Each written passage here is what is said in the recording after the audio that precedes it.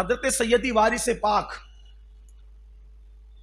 عالم پناہ حضرت وارث پاک سید وارث علی شاہ رحمۃ اللہ تعالی علیہ قادری، وہ کسی کے پیچھے نماز نہیں پڑھتے تھے جلدی سے. تو لوگوں نے فتنہ بپا کیا کہ یہ نماز ہی نہیں پڑھتے. وہ پڑھتے تھے نماز لیکن کسی کے پیچھے نہیں پڑھتے تھے، یعنی کسی کی اقتدا نہیں کرتے تھے، خود پڑھاتے بھی نہیں تھے اور کسی کے پیچھے پڑھتے بھی نہیں تھے، اپنے اجرے میں رہتے تھے، نماز پڑھتے تھے. تو لوگوں نے فتنہ کیا نماز نہیں پڑھتے. پبلک تو پبلک ہی ہے نا، پھر انہیں تو فتنہ ہی چاہیے الا ماشاء اللہ. تو ان کے پیچھے فتنہ لگا دی، نماز نہیں پڑھتے، نماز نہیں پڑھتے. وارث پاک کو لوگوں نے کہا کہ نماز نہیں پڑھتے. میں تو پڑھتا ہوں. کون کہتا نہیں پڑھتے؟ کہا آپ کو کسی کے پیچھے نہیں پڑھتے تو لوگ کہتے نہیں پڑھتے. کہا چلو ٹھیک ہے بھائی، اگر آپ پڑھوانا ہی چاہتے ہو تو چلو لے چلو، کہاں چلتے ہیں. تو ایک امام صاحب کے پیچھے لے جا کر کھڑا کیا. امام صاحب نے کہا اللہ اکبر، انہوں نے بھی کہا اللہ اکبر. تو سرکار وارث پاک نماز تو پڑھ لی. جب نماز ہو گئی وہ فرمایا امام صاحب بہت تھکایا آپ نے.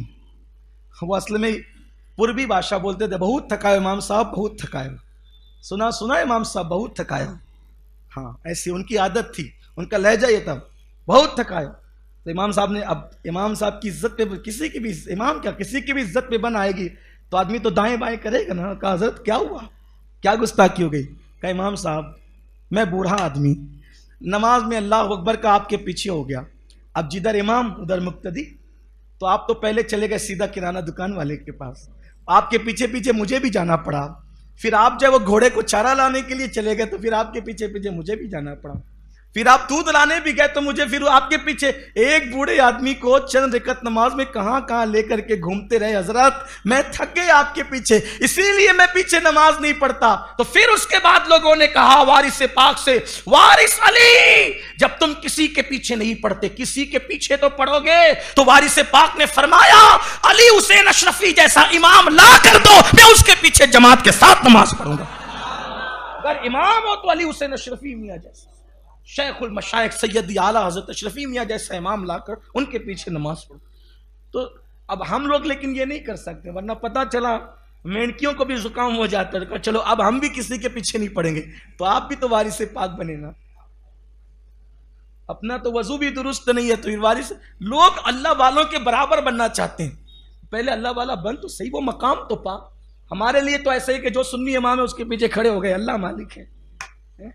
ایک بار مجھے کسی نے کہا کہ بھئی وہ فلاں کے پیچھے نہیں پڑے آپ، وہ فلاں ایسا کرتا ہے. تو میں نے کہا دیکھو ایسا ہے، اگر سنی سے العقیدہ ہے میں اس کے پیچھے کھڑے ہو جاتا ہوں یہ سوچ کر کہ اس سے زیادہ گنہگار میں ہوں.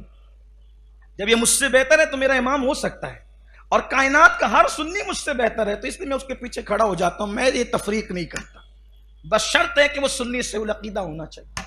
باقی کے معاملات اللہ پہ چھوڑ دو. تو وارث پاک نہ بنے آپ، یعنی کردار میں بنے، کیریکٹر میں بنے، اس معاملے میں آپ نہ بنے.